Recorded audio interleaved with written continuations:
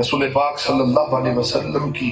سیرت مبارکہ کا ایک بہت بڑا یہ پہلو ہے کہ آپ اپنے غلاموں کا تزکیہ فرماتے ہیں کہ من صاف کر دیں، اور پھر ان کی کیفیات دیکھنے والی ہوتی تھی۔ فاروق اعظم رضی اللہ تعالیٰ عنہ خط لکھیں دریا کو، یہ صحبت نبی کی عظمت تھی صلی اللہ علیہ وسلم کہ مصطفیٰ کریم صلی اللہ علیہ وسلم نے ان کو اندر سے اتنا صاف۔ مولا علی شیر خدا رضی اللہ تعالیٰ خیبر کے دروازے کو اٹھا کے پہ ایک ہاتھ سے تو آقا کریم صلی اللہ علیہ وسلم نے تزکیہ فرمایا، جب تک اس امت میں تزکیہ رہے گا یہ امت غالب رہے گی۔ اب تزکیہ ختم ہو گیا، خانقاہی نظام ختم ہو گیا، پیر بھی 2 نمبر آ گئے، اوپر سے پھر ہر جگہ بحث و مباحثہ شروع ہو گیا، اتو انگریز نے انٹرنیٹ کاٹ دیتا، روحانیت ختم ہو گئی، تزکیہ کے نظام ختم ہو گئے۔ رسول پاک صلی اللہ علیہ وسلم نے تزکیہ فرمایا۔ ایک غلام کا واقعہ سناتا ہوں، میرے آقا کی نگاہ کا اثر دیکھیے۔ ان لوگوں کی تربیت فرمائی جو جہالت میں ڈوبے ہوئے تھے، جو اپنی ماؤں کو منڈیوں میں بیچ دیا کرتے تھے، جو اپنی بیٹیوں کو کھڈا مار کے زندہ دفن کر دیتے، ان کی تربیت فرمائی میرے آقا۔ اور حالات یہاں تک پہنچے، ایک صحابی تھے حضرت ابو دجانہ رضی اللہ تعالیٰ عنہ، آپ نماز فجر میں حاضری دیتے، جلدی تشریف لاتے، آقا کریم صلی اللہ علیہ وسلم کی اقتداء میں نماز ادا فرماتے، اور نماز ادا کرتے ہی سلام پھیرتے ہی اب گھر تشریف لے جاتے۔ میرے آقا کریم صلی اللہ علیہ وسلم روزانہ دیکھتے کہ میرا یہ غلام جلدی جلدی چلا جاتا ہے، میں مسجد میں بیٹھا ہوں، بیٹھے اشراق تک ذکر کرے، صحبت رکھے،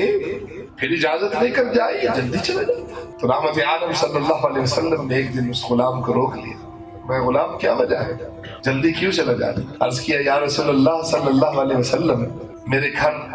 کے ساتھ ایک یہودی کا گھر ہے، اور یہودی کے گھر میں ایک کھجور کا درخت ہے، اور کھجور کی شاخیں میرے گھر میں لٹکی ہوئی ہیں، رات کو ہوا چلتی ہے، کھجوریں کچھ گرتی ہیں میرے صحن میں، میرے بچے چھوٹے ہیں، ساری رات سوتے ہیں، پیٹ میں بھوک ہوتی ہے، صبح اٹھتے ہی انہیں کھجور نظر آتی ہے، مجھے ڈر ہوتا ہے کہ کہیں یہ کھجور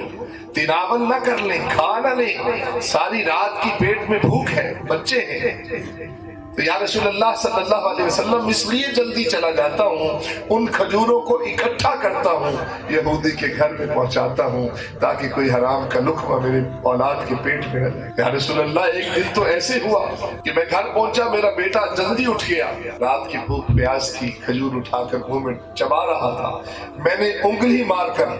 اس کھجور کو باہر نکالا، انگلی مار کر، بچہ رونے لگا، اور میں نے بیٹے کو کہا کہ بیٹے مجھے اللہ اور اس کے رسول سے حیا آتی، میں روز محشر یہ نہیں چاہتا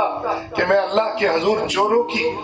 صف میں کھڑا ہوں، اس لیے تیرے منہ سے یہ میں نے کھجور نکالی۔ عزیزان گرامی، یہ بھی تو مسلمان تھے، یہ رسول اللہ صلی اللہ علیہ وسلم کے ماننے والے، تزکیہ کا نظام رسول اللہ صلی اللہ علیہ وسلم نے عطا کیا، جہاں قرآن پڑھایا، ظاہری تعلیم پڑھائی، ساتھ ساتھ اپنی صحبت سے صحابہ کے دلوں کی تربیت کی، ظاہری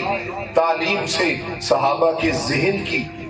شعور کی منزلیں طے کروائی، ذہن کی تربیت کی، اور اپنی نگاہ مبارک سے صحابہ کے قلوب کا تزکیہ کیا، یہ کیفیت پیدا کی، ایسی کوالٹی پیدا کی، اور پھر اللہ رب العزت نے بھی مہر لگا دی، یہ قرآن میں فرما کر رضی اللہ عنہم ورضوا عنہ،